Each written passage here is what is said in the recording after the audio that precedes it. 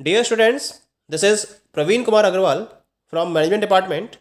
Welcomes you in my today's lecture of Managerial Economics. In today's lecture, we will cover the topic pricing under oligopoly या फिर हम इसको price rigidity under oligopoly के नाम से भी जानते हैं. This is also known with the name of kinked demand curve. जैसा कि प्रीवियस लेक्चर में हम डिस्कस कर रहे थे अबाउट द ओलिगोपोली कंपटीशन, जिसमें मैंने आपसे डिस्कस किया था जब मार्केट में फ्यू फर्म्स अवेलेबल हो जो या तो होमोजीनियस या फिर डिफरेंशिएटेड प्रोडक्ट्स को प्रोड्यूस कर रही हो, तो हम ऐसे कंपटीशन को ओलिगोपोली कंपटीशन का नाम देते हैं. इसके साथ साथ मैंने इसके डिफरेंट फीचर्स आपसे डिस्कस किए थे और इसके क्लासिफिकेशन को भी मैंने डिस्कस किया था.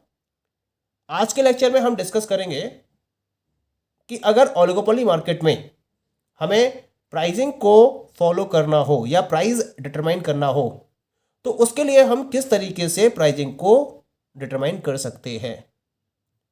ओलिगोपोली मार्केट एक ऐसी मार्केट सिचुएशन होती है जिसमें फ्यू फर्म्स ऑपरेट कर रही होती हैं.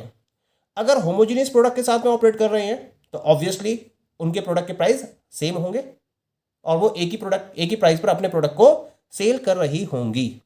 तो यहाँ हम उस पर्टिकुलर होमोजीनियस सिचुएशन की डिस्कशन करेंगे जहां मार्केट में प्राइस रिजिडिटी को फॉलो किया जाता है.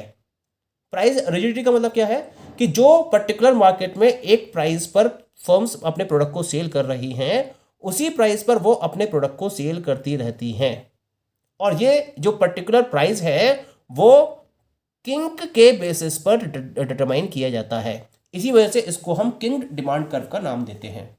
अब ये किंक किस तरीके से डिटरमाइन की जाती है, तो इसके लिए पॉल स्विजी ने एक प्राइस रिजिडिटी थ्योरी को प्रोपाउंड किया था और इनके according the demand curve facing an oligopolist has a kink at the current price.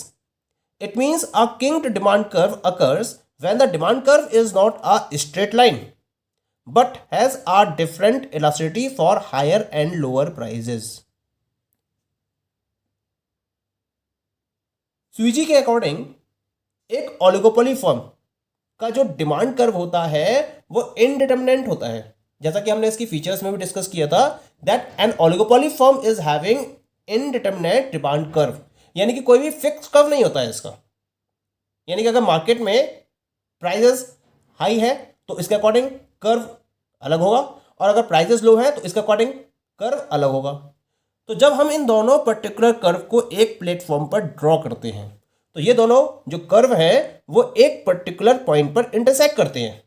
तो जिस पर्टिकुलर पॉइंट पर ये इंटरसेक्ट करेंगे उसे हम किंक का नाम देते हैं, that is known as the kink. और उस किंक के करस्पॉन्डिंग जो प्राइस डिटरमाइन किया जाता है वही करंट प्राइस कहलाता है और जितनी भी फर्म है मार्केट के अंदर वो उसी पर्टिकुलर करंट प्राइस पर अपने प्रोडक्ट को सेल करेंगी. यानी कि कर्व की इनडिटरमिनेटनेस के बेसिस पर जो कि हायर और लोअर प्राइजेस की सिचुएशन के बेसिस पर क्रिएट होती हैं उसके अकॉर्डिंग हम ओलिगोपोली फर्म के प्राइस को डिटरमाइन करते हैं. पॉइंट क्लियर हो गया. इसका मतलब ओलिगोपोली का ये जो मॉडल है वो ये सजेस्ट करता है आपको कि जो प्राइजेस हैं वो क्या होते हैं, वो बहुत रिजिड होते हैं and that firms face different effect for both increasing price और डिक्रीजिंग प्राइस. यानी कि कोई भी फर्म है मार्केट के अंदर वो इसी पर्टिकुलर करंट प्राइस पर अपने प्रोडक्ट को सेल करने के लिए मजबूर होती है. ना तो वो इससे ज़्यादा प्राइस पर और ना ही इससे कम प्राइस पर अपने प्रोडक्ट को सेल करने की पोजीशन में होती है, क्योंकि अगर वो ऐसा करती है तो इसका एडवर्स इफेक्ट उसे फेस करना पड़ेगा. क्या क्या इफेक्ट होंगे, पहले हम इन दोनों इफेक्ट्स को स्टडी कर लेते हैं. सबसे पहले हम बात करते हैं इंपैक्ट ऑफ प्राइस राइज की. Just suppose that all the firms in the market are selling at a current price and one of the firm among these firms increases the price of its product. Suppose करते हैं कि इन सारी firms में से एक firm अपने product के price को इंक्रीज कर देती है. अब अगर वो अपने प्रोडक्ट के प्राइस को इंक्रीज करेगी तो इसका मतलब क्या होगा, ये अपने राइवल्स के कंपैरिजन में ज़्यादा एक्सपेंसिव हो जाएगी, यानी कि इसके प्रोडक्ट्स कॉस्टलियर हो जाएंगे in comparison to its rivals. क्या इम्पैक्ट पड़ेगा, जो इसके कंज्यूमर्स हैं वो राइवल्स की तरफ स्विच कर जाएंगे, यानी कि इसका प्रोडक्ट मार्केट में महंगा हो गया, एक्सपेंसिव हो गया, और इसके एक्सपेंसिव प्रोडक्ट की वजह से जो इसके कंज्यूमर्स हैं वो इसके कॉम्पिटिटर्स के प्रोडक्ट को परचेज करना स्टार्ट कर देंगे। जब स्टार्ट कर देंगे इसका मतलब क्या होगा, इसके जो प्रोडक्ट की डिमांड है वो डाउन होना स्टार्ट हो जाएगी। There will be a significant fall in demand of the product of the firm, क्योंकि अब जो डिमांड कर्व है वो कैसा हो जाएगा, वो इलास्टिक हो जाएगा। यानी कि जब अपने प्रोडक्ट के प्राइस को कोई भी फर्म इंक्रीज करती है तो वो इलास्टिक डिमांड कर्व की सिचुएशन को फॉलो कर रही है, और इलास्टिसिटी के कॉन्सेप्ट के अकॉर्डिंग जब फर्म अपने प्रोडक्ट के प्राइस को बढ़ाएगी तो उसकी डिमांड क्या होगी, वो बहुत तेजी से कम होगी। प्राइस में तो वो थोड़ा बहुत चेंज करेगी, लेकिन जो क्वांटिटी डिमांडेड में डिक्रीमेंट होगा वो बहुत ज़्यादा होगा। इसका मतलब जो इंक्रीजिंग फर्म है उसका रेवेन्यू कम होना स्टार्ट हो जाएगा। ये तो बात हो गई प्राइस राइज की, यानी कि कोई भी फर्म प्राइस को इंक्रीज करने का रिस्क नहीं लेगी। अब दूसरी बात करते हैं, प्राइस को कट करने का क्या इंपैक्ट होगा। तो यहां हम बात करते हैं इंपैक्ट ऑफ प्राइस कट की। इंपैक्ट ऑफ प्राइस कट, मान लीजिए कि एक फर्म है जिसने अपने प्रोडक्ट के प्राइस को कट कर दिया in a short period of time. अब क्या होगा, शॉर्ट पीरियड ऑफ टाइम में इसके प्रोडक्ट की डिमांड तो इंक्रीज हो जाएगी, क्योंकि अब उसका प्रोडक्ट जो है वो इसके कॉम्पिटिटर्स के कंपैरिजन में कैसा है, इट इज लेस एक्सपेंसिव, और लेस एक्सपेंसिव होने की वजह से अब इसके प्रोडक्ट की डिमांड मार्केट में शॉर्ट पीरियड के लिए तो इंक्रीज हो जाएगी। लेकिन क्या होगा, जो राइवल्स हैं उनके प्रोडक्ट की सेल कम हो जाएगी और उनका रेवेन्यू कम हो जाएगा। अब वो अपने प्रोडक्ट की सेल को अगर इंक्रीज करेंगे तो इसके लिए उन्हें क्या करना पड़ेगा, उन्हें अपने पर्टिकुलर प्रोडक्ट के प्राइस को भी कम करना पड़ेगा।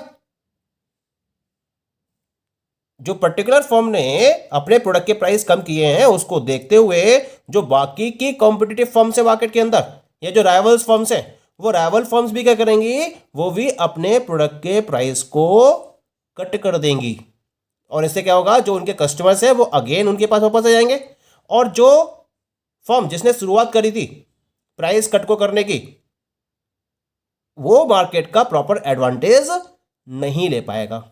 तो यहां कौन सी सिचुएशन क्रिएट हो जाएगी, इन इलास्टिक डिमांड कर्व, यानी कि वो फर्म अपने प्रोडक्ट के प्राइस में तो चेंज करेगी लेकिन क्वांटिटी डिमांडेड में बहुत ज्यादा चेंज नहीं होगा।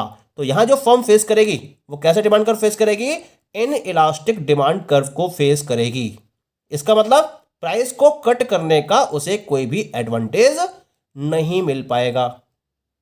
पॉइंट क्लियर होगा, यानी कि वो चाहे अपने प्राइस को राइज करे तो वो इलास्टिक डिमांड कर्व की सिचुएशन को फेस करेगा तो उसका कोई बेनिफिट नहीं मिलेगा उसको, या फिर वो अपने प्राइस कट या प्राइस को वो कट कर दे तो वो इन इलास्टिक डिमांड कर्व की सिचुएशन को फेस करेगा तो भी उसको प्राइस कट करने का कोई भी एडवांटेज नहीं मिलेगा। इसका मतलब प्राइस क्या रहते हैं, रिजिड रहते हैं, और इस रिजिड प्राइस पर ही सारी ओलिगोपोली फर्म्स को अपने प्रोडक्ट को सेल करना होता है। पॉइंट क्लियर हो गया। अब इस प्राइस रिजिडिटी को हम इस पर्टिकुलर डायग्राम के हेल्प से आसानी से समझ सकते हैं। What you looking in the diagram, यहां मैंने एक डायग्राम रिप्रेजेंट किया है जो किंग्ड डिमांड कर्व की सिचुएशन को प्रॉपर्ली रिप्रेजेंट कर रहा है।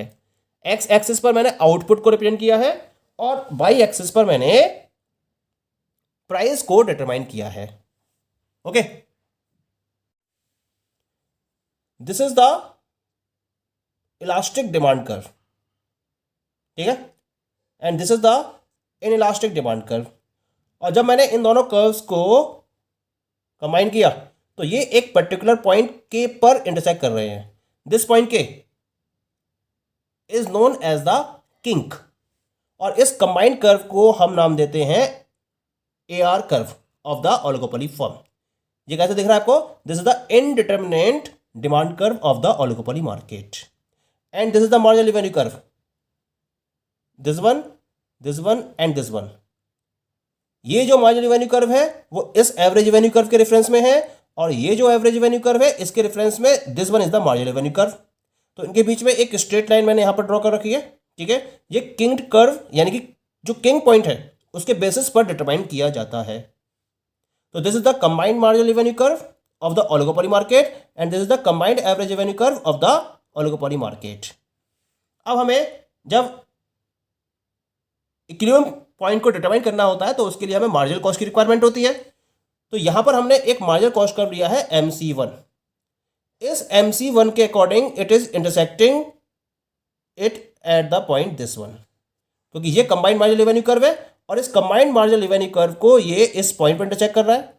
या हम मार्जिनल कॉस्ट कर्व लें MC2 तो ये भी इसको इस पॉइंट पर इंटरसेक्ट करेगा, या फिर हम मार्जिनल कॉस्ट या हम MC3 कर्व लें तो भी ये इस पॉइंट पर इंटरसेक्ट करेगा। तो इस तरीके से A और B के बीच में जितने भी हम मार्जिनल कॉस्ट कर्व को डिटरमाइन करेंगे हर किसी का पॉइंट ऑफ इंटरसेक्शन एक ही लाइन पर होगा, और इसके अकॉर्डिंग जब हम इसको परपेंडिकुलर के बेसिस पर ड्रॉ करेंगे तो ये K पॉइंट पर ही जाकर कनेक्ट होगा। और जब इस K पॉइंट के करस्पॉन्डिंग हम एक प्राइस को डिटरमाइन करेंगे तो this price OP is known as the current price of the market. यानी जितनी भी ओलिगोपोली फर्म है वो क्या करेंगी, इसी पर्टिकुलर प्राइस पर अपने प्रोडक्ट को सेल करेंगी। अब देख लिए, अगर कोई फर्म इस प्राइस से ज्यादा अपने प्रोडक्ट के प्राइस करती है तो वो ऑटोमेटिकली कहां जाएगी, इलास्टिक कर्व पर आ जाएगी। और जब इलास्टिक कर्व पर आ जाएगी तो इसके प्रोडक्ट की सेल क्या हो जाएगी, एकदम से डाउन हो जाएगी। लेकिन अगर ये कोई फर्म अपने प्रोडक्ट के प्राइस को कम करेगी तो ये कहां जाएगी, ये इस इनइलास्टिक कर्व पर आ जाएगी। देखा ना, demand inelastic for price decrease. तो यहां पर अगर कोई फर्म अब डिक्रीज करेगी तो वो इस कर्व पर आ जाएगी, और इस कर्व पर ये इनइलास्टिक सिचुएशन है, यानी कि इस प्राइस कट की वजह से उसको मार्केट का कोई बेनिफिट नहीं मिलेगा, क्योंकि उसकी क्वांटिटी डिमांडेड में बहुत ज़्यादा चेंज नहीं होगा। इसका मतलब जितनी फर्म्स है वो इसी पर्टिकुलर प्राइस यानी कि OP पर अपने प्रोडक्ट को सेल कर रही होंगी, ना तो इससे ज़्यादा प्राइस करेंगी और ना ही इससे कम प्राइस करेंगी। तो this situation is known as the price rigidity situation of the oligopoly market, क्योंकि यहां पर दोनों डिमांड कर्व के बेसिस पर किंग क्रिएट होती है और इस किंग के बेसिस पर करंट प्राइस को डिटरमाइन किया जाता है। इसी वजह से हम इस कर्व को किंग डिमांड कर्व के नाम से भी जानते हैं। इस तरह से हम ओलिगोपोली मार्केट में प्राइस को प्रॉपर्ली डिफाइन कर सकते हैं। Okay, thank you.